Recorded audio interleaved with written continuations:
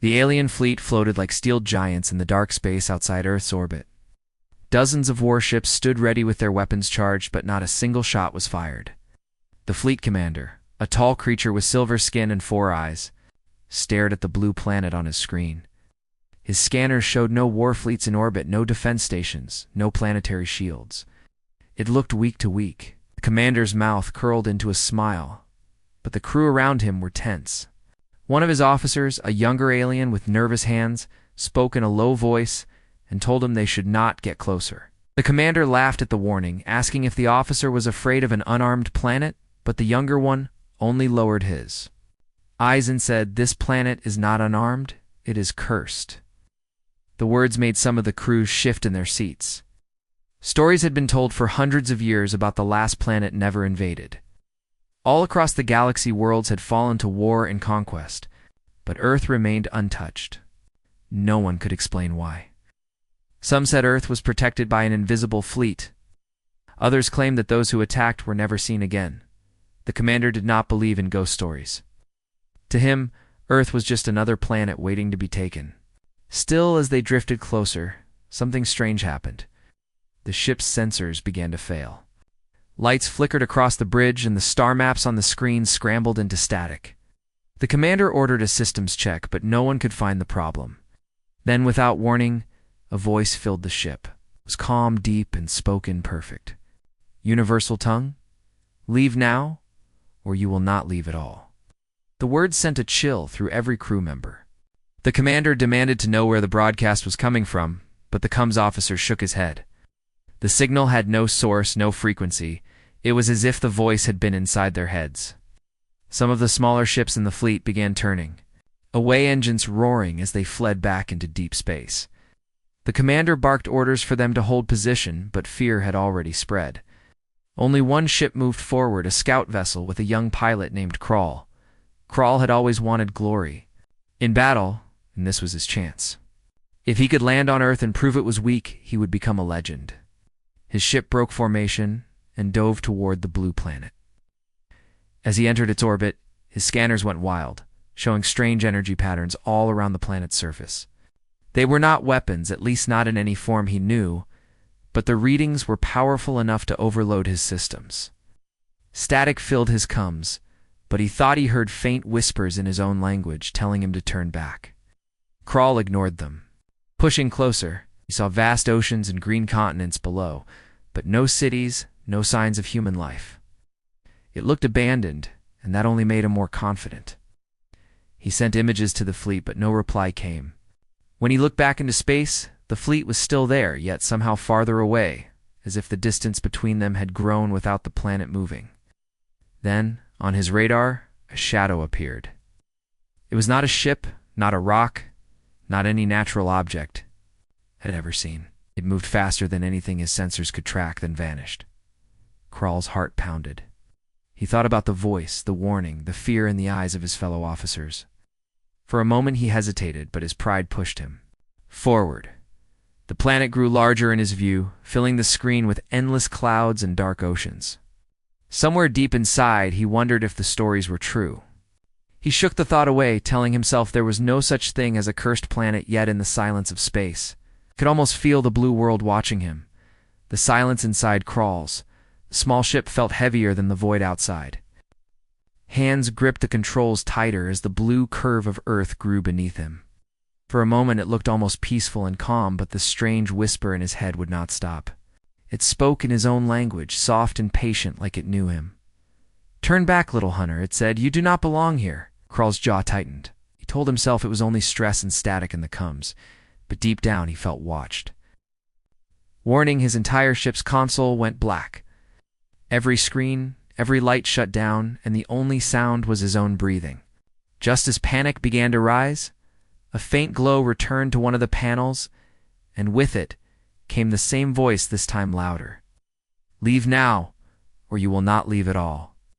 The words were slow and clear, not shouted, yet they struck harder than any weapon. Crawl had heard stories from older pilots about this warning.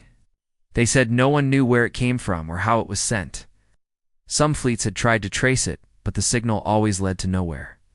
Others claimed it was not a signal at all, but something planted directly into the minds of intruders. Far behind him in space, the fleet was breaking apart. One by one, ships turned away their captains, unwilling to test the legend. Some of them had family members who had been in the first invasion centuries ago and never came back. The commander's voice roared across the comms, ordering them to return, but fear had its own orders, and it was stronger. Only Crawl pressed forward, his pride burning like fire in his chest. He would not turn back now, not when he was so close to proving himself. He reached for the manual power override, forcing the engines to life again, and the ship jerked forward. Then his radar beeped. A small object had appeared far behind him, moving at a speed no normal ship could match. It was closing the distance.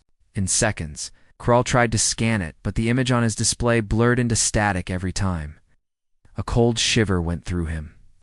He had seen many ships in his career, but never one that his scanners could not identify.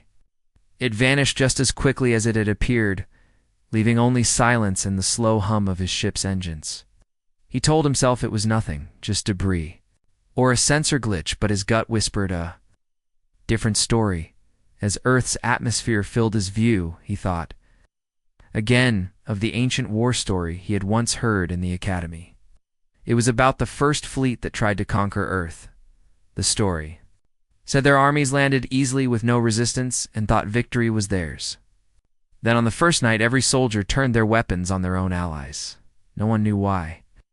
The survivors, if there were any, never told the tale. The fleet simply disappeared, leaving only empty signals drifting in space. Crawl had laughed at that story once, but now he wondered. The calm blue world below him looked too quiet too, empty like a trap waiting for him to step inside. As the ship began to descend, he felt the whispers again, but this time they were different. They were not warnings, they were questions. Who are you? Where do you come from? What do you seek? He did not answer. He simply gripped the controls and kept going. He would land on this planet and walk its soil. He would prove to the galaxy that Earth was nothing but a myth wrapped in fear. Yet as the clouds swallowed his ship, he had the strange feeling that the planet itself was already inside his mind, and it was smiling. The clouds broke apart around Crawl's ship, revealing a wide stretch of coastline below. The ocean glimmered silver under the sunlight, and great waves crashed against jagged black rocks. There were no ports, no ships, no signs of life. It was like a world untouched by war or time. Crawl guided his ship lower, scanning the land for settlements, but found nothing but forests, mountains, and empty plains. The silence was unsettling. On most worlds, you could always see the signs of life from above, roads glowing with traffic or the heat signatures of cities. Here, there was only nature stretching as far as he could see. His mind drifted again to the old tale of the First Fleet. It was said a great alien warlord named Varkesh had once landed with his armies here, expecting an easy victory. His forces outnumbered any human defense by 1,000 to 1. Yet when they marched toward the largest city they could find, the streets were empty. The only sound came from footsteps echoing off stone. Then a single human appeared. No armor, no weapons, just a tall figure in dark clothing standing in the middle of the road. Varkesh ordered his soldiers to capture the human. But before the order could be finished, the troops turned their weapons on each other. They fought without reason, without mercy, until the streets ran red. By sunrise, there was no one left standing, but the human Crawl shook the memory away as he found a clearing to land. The ground trembled slightly when his ship touched down, though. There was no wind and no quake. He opened the hatch, stepping into air that smelled fresh and clean but carried an odd electric taste. Every step felt heavier, as if the planet was testing his strength.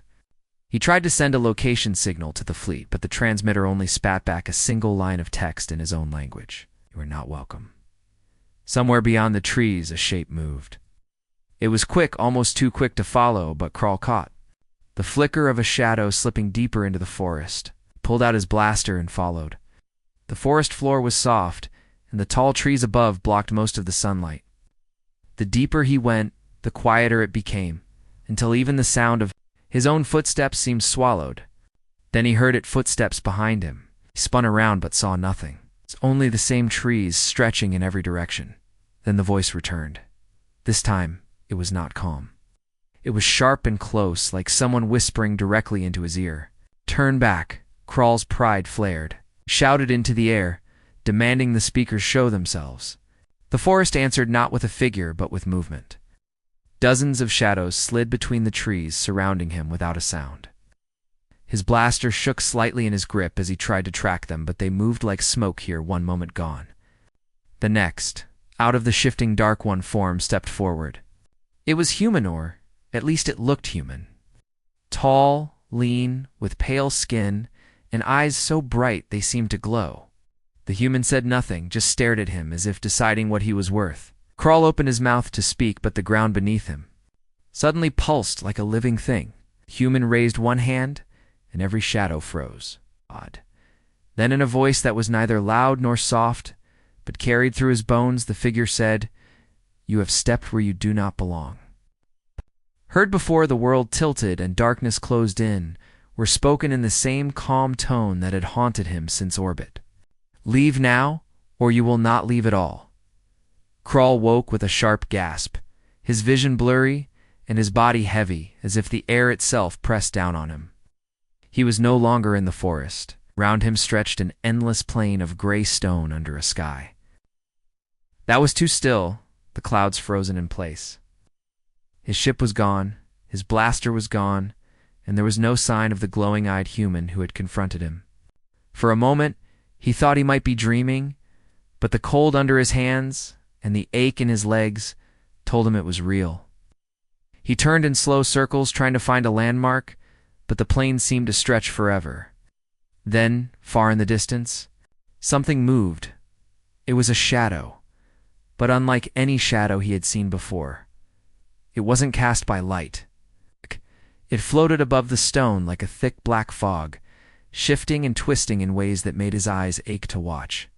At first it moved slowly, as if studying him. Then, without warning, it surged forward across the plain with impossible speed.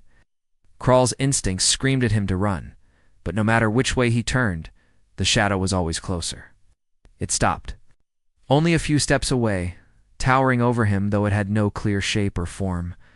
A voice filled his mind, deeper than the warning he had heard before, colder and without emotion. "You are far from home, little one. Should not have come here."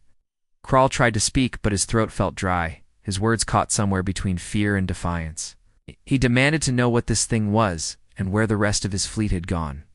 The shadows shifted, and for a moment he thought he saw faces within it, alien faces of all kinds. Some twisted in rage, others frozen in silent screams. "They came as you did," the voice said. They did not leave. The ground beneath Crawl's feet rippled like water, and the stone plain changed. He was standing in orbit now, looking down at Earth from space, yet the shadow was still beside him. One by one, ghostly images of ships appeared around the planet, massive fleets from a dozen different species. They were motionless, lifeless, drifting like wrecks. Some looked as though they had been here for centuries, yet there was no decay. No damage, just a strange stillness, as if time itself had stopped for them. Crawl's chest tightened. He asked the voice why it kept these ships, why it didn't destroy them. The shadow's form seemed to lean closer. "Destruction is a kindness. They belong to me now. They serve without will, without end." As the voice spoke, Crawl felt a cold touch at the edges of his mind, as if invisible hands were testing the walls of his thoughts. He stumbled back, trying to fight it, but the touch grew stronger, probing deeper. Images flashed in his head, memories of his homeworld, his training. Every moment of his life laid bare to something that was not human, not alien, but something older. Suddenly the scene changed again. He was back above Earth's surface, but now he saw it differently. The oceans glowed faintly under a strange energy. The forests moved with patterns too precise to be natural, and the mountains seemed to hum with a low vibration he could feel. In his bones, the planet was alive, but not in the way he understood life, and the shadow was its guardian. The voice came again, quieter now, but heavy with finality. "This world is mine. The humans are mine. Leave, or be made mine as well." Before Crawl could answer, the shadow withdrew like a tide pulling away, leaving him standing alone in the empty plain once more. But now the sky above was no longer still. Something huge moved within the clouds. And he knew without seeing it that the shadow had not gone far. It was watching, waiting to see what he would do next. And deep inside, Crawl felt the first real crack in his pride. For the first time since leaving his fleet, he wondered if turning back might not be weakness, but survival. Crawl's knees felt weak as he stood on the gray plain, staring at the sky where something vast shifted behind the clouds.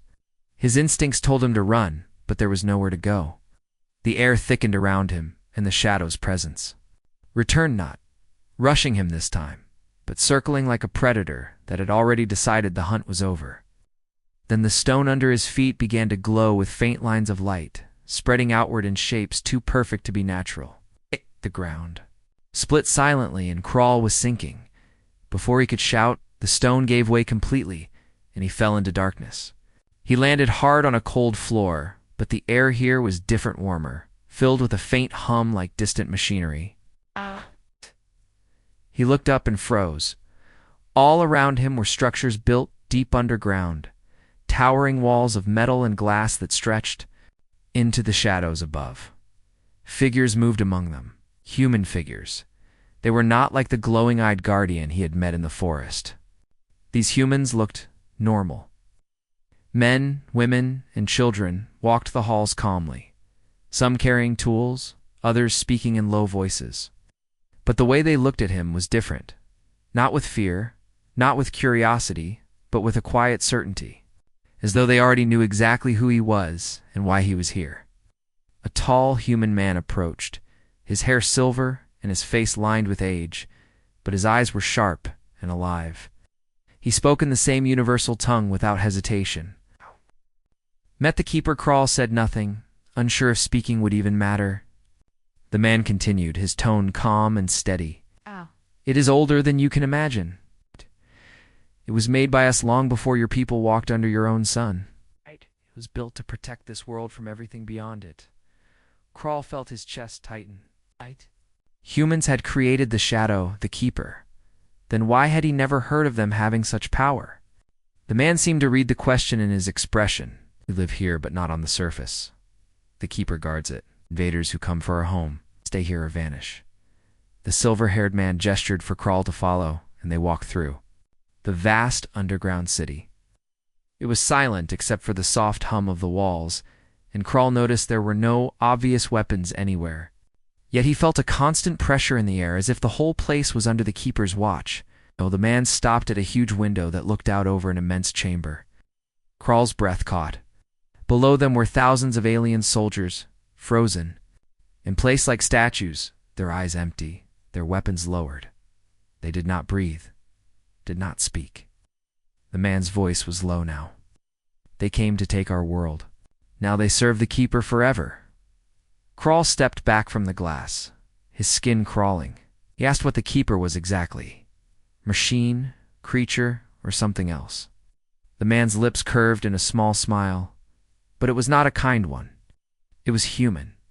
Once, that was all he said. Then his eyes sharpened. You will leave here, alien, but you will take nothing with you. Not even the truth. Before Crawl could react, the floor beneath him shifted again. The glow returned, and the air thickened until his lungs burned. The man stepped back, watching without emotion as Crawl was pulled upward by an unseen force. His vision blurred, the underground city fading into blackness. The last thing he saw was the old man's eyes calm, unblinking and certain. When the darkness cleared, Crawl was standing on the gray plain again, the clouds above still swirling with the vast shape of the keeper. But now he understood. Was not defenseless. Earth was a trap, and every invader who set foot here would either disappear into the silence or serve it forever. The keeper's voice slid into his mind one last time. You have been warned. Leave. And this time Crawl's pride didn't answer. Only his fear did.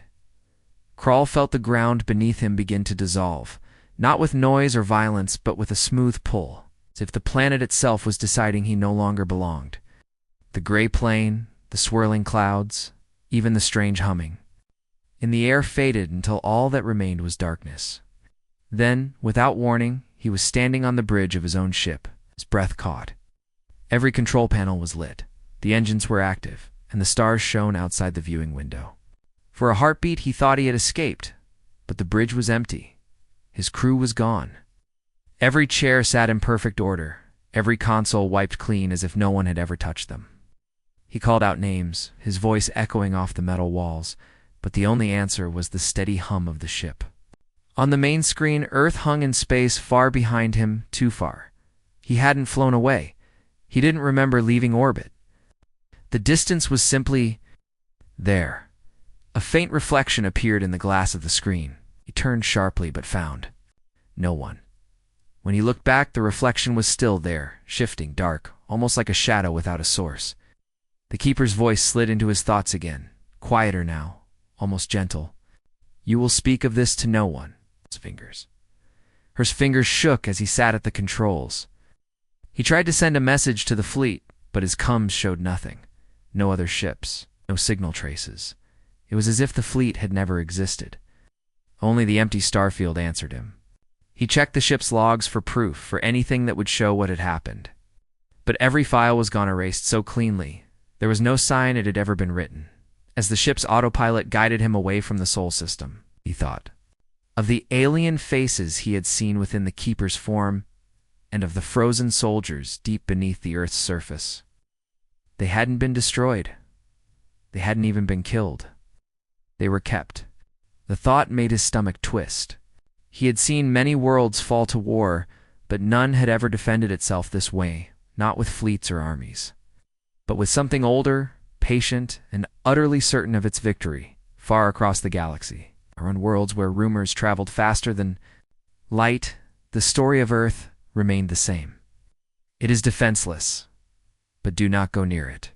And now Krall understood why the warning never changed, why the myths never faded. It wasn't just fear that kept invaders away. It was survival, in the deepest part of space, far from any sun, a vast shape shifted in the darkness. No eyes, no body only, the slow, soundless movement of the Keeper watching its territory. On Earth's surface, in a quiet underground hall, the silver-haired man walked past rows of still silent alien soldiers. A child tugged at his sleeve and asked, "Did another one come today?" The man looked down with the faintest of smiles. Any more high above, the night sky over Earth was clear, its stars bright and calm. And somewhere in the blackness between them, the Keeper waited for the next shadow to cross its path. Krall never returned to his homeworld. Weeks passed in the silence of his lonely ship, yet the memory of Earth refused to fade. Every night when he closed his eyes, he saw the gray plain and the endless shadow curling above the frozen clouds. Sometimes, when sleep finally claimed him, he dreamed of the Keeper's voice, calm, patient, and far too close. He would wake with his heart pounding and the unsettling sense that something had followed him across the stars. When he finally reached a neutral port in a distant system, the docking crew eyed him strangely. His ship was pristine, yet the registry logs showed he had been gone for months. There was no record of his fleet, no trace of the mission, nothing in the official archives. Even the Council database, known for holding centuries of military history, contained only a single fragment. About Earth, classified. Do not approach. Other captains tried to question him, drawn by curiosity. But each time he opened his mouth to speak, a sharp, invisible pressure clamped down in his mind, warning him without words. The Keeper's presence lingered there, unseen but undeniable. It didn't need to threaten him. It simply existed, and that was enough. Krall began avoiding conversation altogether, keeping his head low and his eyes on the stars. Though every so often, he would catch a flicker of a shadow moving in the edge. Of his vision, always gone when he turned, across the galaxy, whispers spread once more. Some claimed another fleet had vanished. Others said they had seen black shapes drifting silently between systems, never leaving a trace. A few even suggested the humans themselves were gone, replaced by whatever the Keeper truly was. None of the stories matched, yet they all ended the same way. No one comes back from Earth. far away. Beneath the forests and oceans of that blue planet, life continued as if nothing had happened. The underground halls were quiet, the hum of ancient machinery constant. In one chamber, the silver-haired man stood before the still ranks of alien soldiers trapped in the Keeper's control. Beside him, the same child from before tilted there, head curiously. "Why don't they ever stop coming?" the child asked. The man's eyes stayed on the silent army, because some believe the stories are lies. And some can't resist trying to claim what doesn't belong to them. The child hesitated. And what happens to them? The man allowed a small smile. Though it didn't reach his eyes, they become part of the truth. Above the planet, hidden in the quiet between the stars, the Keeper's vast form shifted still for now, but always watching. To the untrained eye, Earth looked peaceful, almost unprotected. But for those who knew, for those who had seen, there was no question. The last unbroken planet did not need fleets or shields. It had something far older, far more certain. Somewhere in the endless dark, a single warning whispered silently into the minds of anyone who dared drift too close. Leave now, or you will not leave at all.